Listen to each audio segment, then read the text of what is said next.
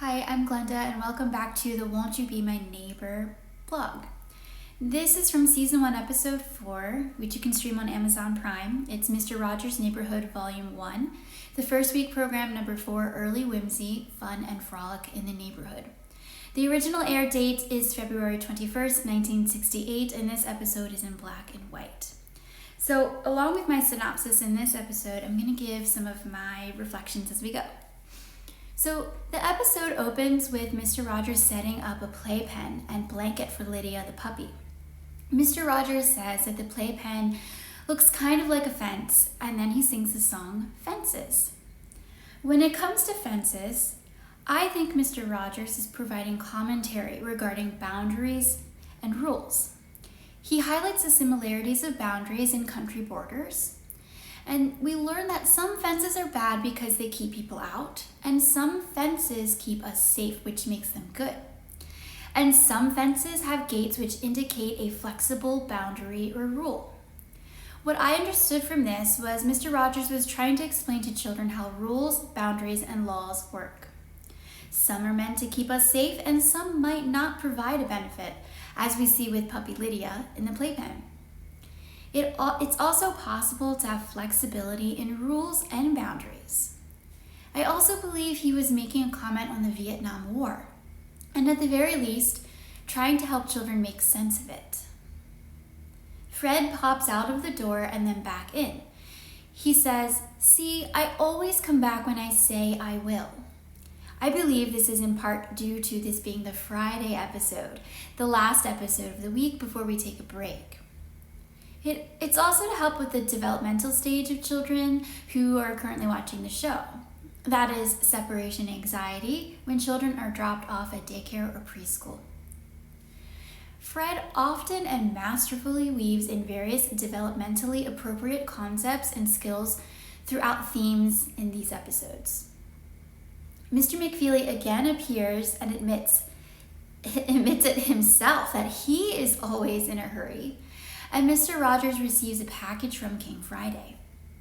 Inside the box is a punch clock. He goes on to explain how it works and why we use it.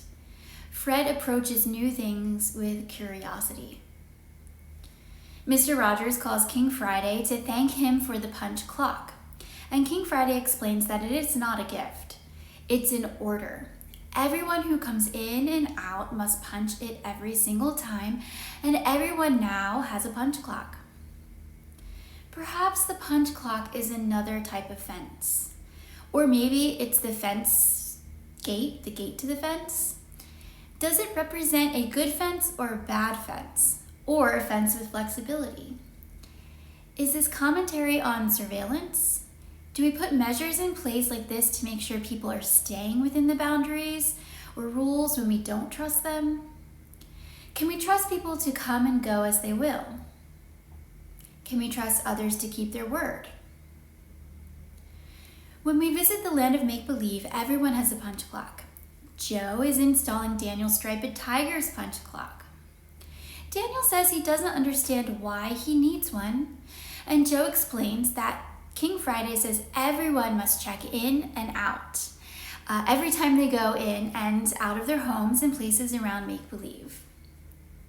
King Friday's castle now has barbed wire fence, and fences are the larger theme in this episode.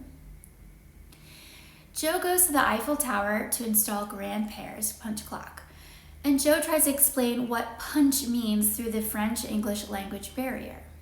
Grandpère adds an element of cultural appreciation and foreign language learning on the show. Mrs. Sanders and children arrive at Mr. Rogers' house, and Fred acknowledges and shakes the hands of each guest, including the children who come into the room. They sing the "Where is Thumbkin" song. Finger play songs like this are essential in development of fine motor skills and necessary for skills like holding pencils and writing. This episode is the one where a screenshot of Fred with the middle finger originates from. Mr. Rogers and his guests then sing the bird song. As far as the bird song, I believe this is to advocate for freedom. You see, the bird in the song can fly freely over fences and through open windows. Birds are free to come and go. Mr. Rogers shows the children how to use the punch clock as they are leaving his house. Fred closes the program with the Tomorrow song, my observations, connections, and additional reflections. Fred Rogers does not stop filming to fix problems. He doesn't stop when things break on set. He even works into the show a fly buzzing about in the scene with Daniel's punch clock. Fred Rogers is authentic, showing life as it is and as it happens.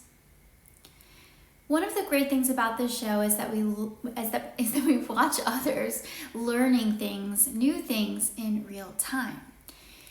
Creativity and improvisation seem to be how the show works, allowing space for mistakes. This in turn normalizes humanity. We understand that everyone is human and will make mistakes, something this show is great at normalizing. I noticed that Fred asks additional questions first before he makes a judgment and responds from a place of anger. And the quality of music is fantastic. Music is essential in child education, especially in the early years. I'm unsurprised by the quality of music as Fred holds a bachelor's degree in music from Rollins College, and he plays the piano. Fred plants seeds, leaving the interpretation and conclusions up to his TV viewers to work out. He doesn't always tell you what to think.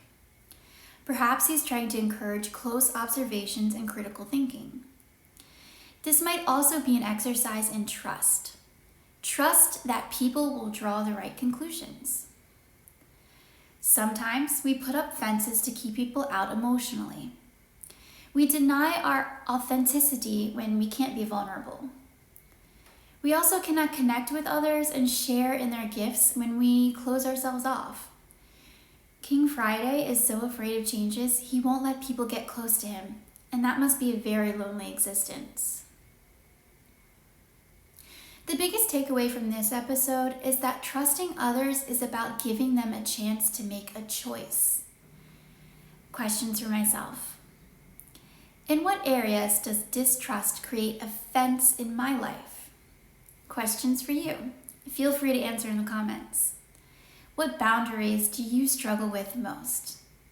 And last, won't you be my neighbor?